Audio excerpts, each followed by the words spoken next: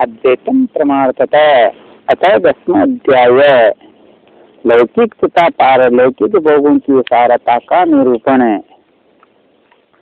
भगवान श्री कृष्ण कहते हैं, प्यारे उद्धव, साधक को चाहिए कि सब तरह से मेरी शरण में रहकर मेरे द्वारा उपदेश अपने धर्मों का सावधानी से पालन करे, साथ ही जहाँ तक उनसे विरोध न हो वहाँ तक निष्काम भाव से अपने वर्ण आश्रम और कुल के अनुसार सदाचार का भी अनुष्ठान करें। निष्काम होने का ये उपाय यह है कि सधर्मों का पालन करने से शुद्ध हुए अपने चित्त में यह विचार करे कि जगत के विषय प्राणी शब्द स्पर्श रूप आदि विषयों को सत्य समझकर उनकी प्राप्ति के लिए जो प्रयत्न करते हैं उसमें उनका उद्देश्य तो यह होता है कि सुख मिले, परंतु मिलता है दुख। इसके संबंध में ऐसा विचार करना चाहिए कि स्वप्नावस्था में और मनोरथ करते समय जागृत अवस्था में भी मनुष्य मन ही मन अनेकों प्रकार के विषयों का अनुभव करता है, परंतु उसकी वह सारी कल्पना वस्तु शून्य होने के कारण व्यर्थ है। वैसे ही इंद्रियों के द्वारा होने वाली भेद बुद्धि भी व्यर्थ ही है, क्योंकि यह भी इंद्रिय जन्य और नाना वस्तु विषय होने के कारण पूर्ववत असत्य ही है। जो पुरुष मेरी शरण में है उसे अंतर्मुख करने वाले निष्काम अथवा नित्य कर्म ही करने चाहिए। उन कर्मों का बिल्कुल परित्याग कर देना चाहिए। तो बहिर्मुख बनाने वाले अथवा सकाम हो। जब आत्मज्ञान की उत्कट इच्छा जागे उठे तब तो कर्म संबंधी विधि विधानों का भी आदर नहीं करना चाहिए। अहिंसा आदि नियमों का तो आदर पूर्वक सेवन करना चाहिए, परंतु सोच पवित्रता आदि नियमों का पालन शक्ति के अनुसार और आत्मज्ञान के विरोधी न होने पर ही करना चाहिए। जिज्ञासु पुरुष के लिए यम और नियमों के पालन से भी बढ़कर आवश्यक बात यह है कि वह अपने गुरु की तो मेरे स्वरूप को जानने वाले और शांत हो मेरा ही स्वरूप समझकर सेवा करे। 5 शिष्य को विमान न करना चाहिए। वह कभी किसी से दाह न करे, किसी का बुरा न सोचे, और प्रत्येक कार्य में कुशल हो, उसे आलस्य छूने जाए, उसे कहीं भी ममता न हो, गुरु के चरणों में दृढ़ अनुराग हो, कोई काम हड़बड़ा कर न करे, उसे सावधानी से पूरा करे, सदा परमार्थ के संबंध में ज्ञान प्राप्त करने की इच्छा बनाए रखे, किसी के गुणों में दोष न निकाले और व्यर्थ की बात न करे। जिज्ञासु का परम धन है आत्मा, इसलिए वह स्त्री पुत्र घर खेत सज्जन और धन आदि संपूर्ण पदार्थों में एक सम आत्मा को देखे और किसी में कुछ विशेषता का आरोप करके उससे ममता न करे, उदासीन रहे। उद्धव, जैसे जलाने वाली लकड़ी से उसे जलाने और प्रकाशित करने वाली आग सर्वथा अलग है, ठीक वैसे ही विचार करने पर जान पड़ता है कि पंचभूतों का बना स्थूल शरीर और मन बुद्धि आदि 17 तत्वों का बना सूक्ष्म शरीर दोनों ही दृश्य और जड़ हैं, तथा उसको जानने और प्रकाशित करने वाला आत्मा साक्षी एवं स्वयं प्रकाश है। शरीर नित्य अनेक एवं जड़ है, आत्मा नित्य एक एवं चेतन है। इस प्रकार देह की अपेक्षा आत्मा में महान विलक्षणता है, अतएव देह से आत्मा भिन्न है। जब आग लकड़ी में प्रज्वलित होती है तब लकड़ी की उत्पत्ति विनाश बड़ाई छोटाई और अनेकता आदि सभी गुण वह स्वयं ग्रहण कर लेती हैं, परंतु सच पूछो तो लकड़ी के उन गुणों से आग का कोई संबंध नहीं है। ऐसे ही जब आत्मा अपने को शरीर मान लेता है तब वह देह की जड़ता, नित्यता, स्थूलता, अनेकता आदि गुणों से सर्वथा रहित होने पर भी उनसे युक्त जान पड़ता है। ईश्वर के द्वारा नियंत्रित माया के गुणों ने सूक्ष्म और स्थूल शरीर का निर्माण किया है। जीव को शरीर और शरीर को जीव समझ लेने के कारण ही स्थूल शरीर के जन्म मरण और सूक्ष्म शरीर के आवागमन का आत्मा पर आरोप किया जाता है। जीव को जन्म मृत्यु रूप संसार इसी ब्रह्म अथवा अध्यास के कारण प्राप्त होता है। आत्मा के स्वरूप का ज्ञान होने पर उसकी जड़ कट जाती है। प्यारे उद्धव, इस जन्म मृत्यु रूप संसार का कोई दूसरा कारण नहीं, केवल ज्ञान ही मूल कारण है। इसलिए अपने वास्तविक स्वरूप को आत्मा को जानने की इच्छा करनी चाहिए। अपना ये वास्तविक स्वरूप समस्त प्रकृति और प्राकृत जगत से अतीत द्वैत की गंध से रहित एवं अपने आप में ही स्थित है, इसका और कोई आधार नहीं है। उसे जानकर धीरे धीरे स्थूल शरीर, सूक्ष्म शरीर आदि में जो सत्यत्व बुद्धि हो रही है उसे क्रमशः मिटा देना चाहिए। यज्ञ में जब अग्नि मंथन करके अग्नि उत्पन्न करते हैं तो उसमें नीचे ऊपर 2 लकड़ियां रहती हैं और बीच में मंथन काष्ठ रहता है। ऐसे विद्यारूप अग्नि की उत्पत्ति के लिए आचार्य और शिष्य तो नीचे ऊपर की अरण्या है तथा उपदेश मंथन काष्ठ है। इनसे जो ज्ञानाग्नि प्रज्वलित होती हैं वह विलक्षण सुख देने वाली हैं। इस यज्ञ में बुद्धिमान शिष्य सदगुरु के द्वारा जो अत्यंत विशुद्ध ज्ञान प्राप्त करता है वह गुणों से बनी हुई विषयों की माया को भस्म कर देता है। तत्पश्चात वे गुण भी भस्म हो जाते हैं जिनसे कि यह संसार बना हुआ है।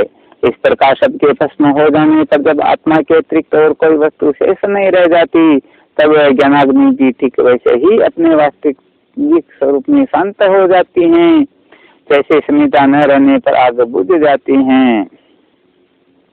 प्यारे उद्धव, यदि तुम कदाचित कर्मों के कर्ता और सुख दुखों के भोक्ता जीवों को अनेक तथा जगत काल वेद और आत्मा को नित्य मानते हो, साथ ही समस्त पदार्थों की स्थिति प्रवाह से नित्य और यथार्थ स्वीकार करते हो तथा यह समझते हो कि घटपट आदि बाह्य आकृतियों के वेद से उनके अनुसार ज्ञान ही उत्पन्न होता और बदलता रहता है, तो ऐसे मत के मानने से बड़ा अनर्थ हो जाएगा।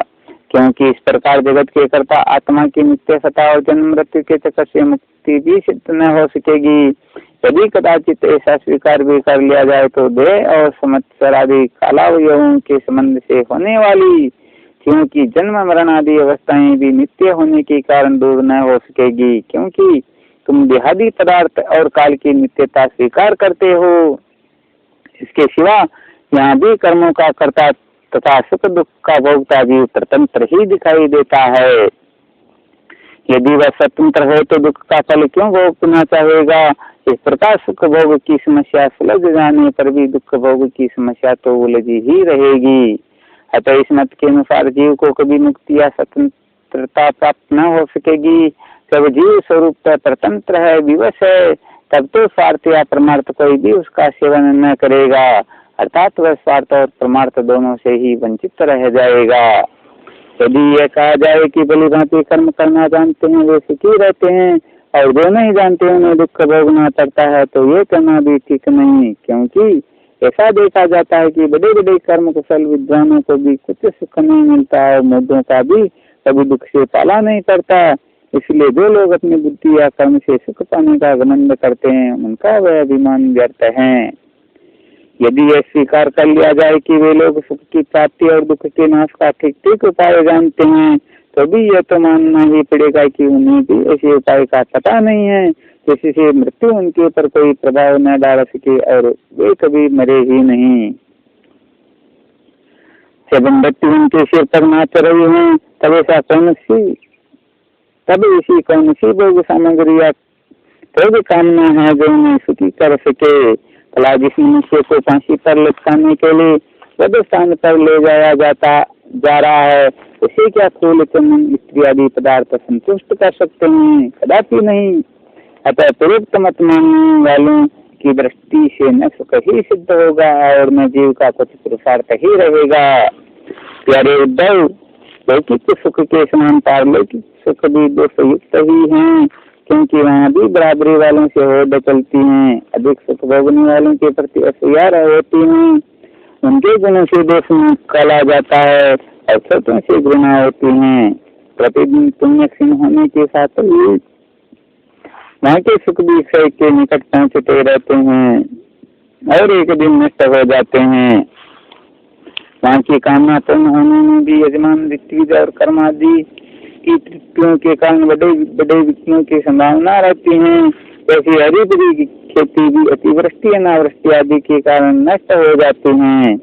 ऐसे ही स्वर्ग भी प्राप्त होते होते विघ्नों के कारण नहीं मिल पाता। यदि यज्ञ आदि धर्म बिना किसी यज्ञ के पूरा हो जाए तो इसके द्वारा जो स्वर्ग आदि लोक मिलते हैं उनकी प्राप्ति का प्रकार मैं बतलाता हूँ, सुनो। यज्ञ करने वाला पुरुष यज्ञों के द्वारा देवताओं की आराधना करके स्वर्ग में जाता है और वहाँ अपने पुण्य कर्मों के द्वारा उपार्जित दिव्य भोगों को देवताओं के समान भोगता है, तो उसके पुण्य के अनुसार एक चमकीला इनाम मिलता है और वह उसका सारा होकर सूर्य सुंदरियों के साथ विहार करता है। गंधर्व गण उसके गुणों का गान करते हैं और उसके रूप लावण्य को देखकर दूसरों का मन लुभा जाता है। उसका ईमान वह जहाँ ले जाना चाहता है वहीं चला जाता है और उसकी घंटियां गमगमा कर दिशाओं को गुंजारित करती हैं। वह अप्सराओं के साथ नंदनवन आदि देवताओं की विहार स्त्रियों में क्रीड़ाएं करते करते इतना बेसुद्ध हो जाता है कि उसे इस बात का पता ही नहीं चलता कि अब मेरे पुण्य समाप्त हो जाएंगे और मैं यहाँ से टिकेल दिया जाऊंगा। जब तक उसके पुण्य शेष रहते हैं तब तक वह स्वर्ग में की वंशी बजाता रहता है, परंतु पुण्य क्षीण होते ही इच्छा न रहने पर भी उसे नीचे गिरना पड़ता है, क्योंकि काल की चाल ही ऐसी है। यदि कोई मनुष्य दुष्टों की संगति में पड़कर धर्म परायण हो जाए, अपनी इंद्रियों के वश में होकर मनमानी करने लगे, लोग दानी दानी में कृपणता करने लगे, लंपट हो जाए अथवा प्राणों को सताने लगे और विधि विरुद्ध पशुओं की बलि देकर भूत प्रेतों की उपासना में लग जाए, तब तो वह पशुओं से भी गया बीता हो जाता है और अवश्य ही नरक में जाता है। उसे अंत में गौरंध का स्वार्थ और परमार्थ से रहित अज्ञान में ही भटकना पड़ता है। जितने भी सकाम और बहिर्मुख करने वाले कर्म हैं उनका फल दुख ही है। जो जीव शरीर में मनता करके उन्हीं में लग जाता है, उसे बार बार जन्म पर जन्म और मृत्यु पर मृत्यु प्राप्त होती है। ऐसी स्थिति में मृत्यु धर्मा जीव को क्या सुख हो सकता है। सारे लोक और लोकपालों की आयु भी केवल एक कल्प है, इसलिए मुझसे भयभीत रहते हैं।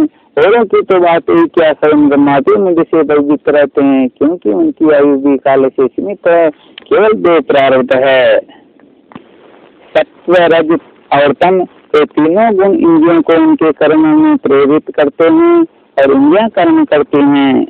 ये ज्ञानवश सत्व रज आदि गुण और इंद्रियों को अपना स्वरूप मान बैठता है और उनके किए हुए कर्मों का फल सुख दुख भोगने लगता है। जब तक गुणों की क्षमता है अर्थात शरीर आदि में और मेरे तने का अभिमान है, तभी तक आत्मा के तत्व की अनुभूति नहीं होती, कहने को जान पड़ता है। और जब तक आत्मा की अनेकता है तब तक तो उन्हें काल अथवा कर्म किसी के अधीन रहना ही पड़ेगा। जब तक प्रपन्न करता है तब तक ईश्वर से भय ही बना रहता है। जो मैं और मेरे तन के भाव से ग्रस्त रहकर आत्मा की अनेकता स्वतंत्रता आदि मानते हैं और वैराग्य ने ग्रहण करके बहिर्मुख करने वाले कर्मों का ही सेवन करते रहते हैं, उन्हें शोक और मोह की प्राप्ति होती है। 33 प्यारे उद्धव, तब माया के गुण में क्षोभ होता है, तब मुझ आत्मा कोई काल जीव वेद लोक स्वभाव और धर्म आदि अनेक नामों से निरूपण करने लगते हैं। ये सब मायामय है, अर्थात ये सब मायामय है, वास्तविक सत्य में आत्मा ही हूँ। दौजी ने पूछा, भगवान यह जीव देह आदि रूप गुण में ही रह रहा है, फिर देश से होने वाले कर्मों या सुख दुख आदि रूप फलों में क्यों नहीं बंधता, अथवा वह आत्मा गुणों से निर्लिप्त है, देह आदि के संपर्क से सर्वथा रहित है, फिर इसे बंधन की प्राप्ति कैसे होती है। बद्धत्व मुक्त पुरुष कैसा बर्ताव करता है और कैसे विहार करता है, क्या वह किन लक्षणों से पहचाना जाता है, कैसे भोजन करता है और मल त्याग आदि कैसे करता है, कैसे सोता है, कैसे बैठता है और कैसे चलता है। अच्युत, प्रश्न का मर्म जानने वालों में आप श्रेष्ठ हैं, इसलिए आप मेरे इस प्रश्न का उत्तर दीजिए। एक ही आत्मा अनादि गुण के संसर्ग से नित्य बुद्ध भी मालूम पड़ता है और असंग होने के कारण नित्य मुक्त भी। इस बात को लेकर मुझे भ्रम हो रहा है। 37 इति श्रीमद्भागवते महापुराणे परमहंस्यां संहितायां एकादश स्कंधे भगवद उद्धव संवादे 10वां अध्याय। हरि ओम।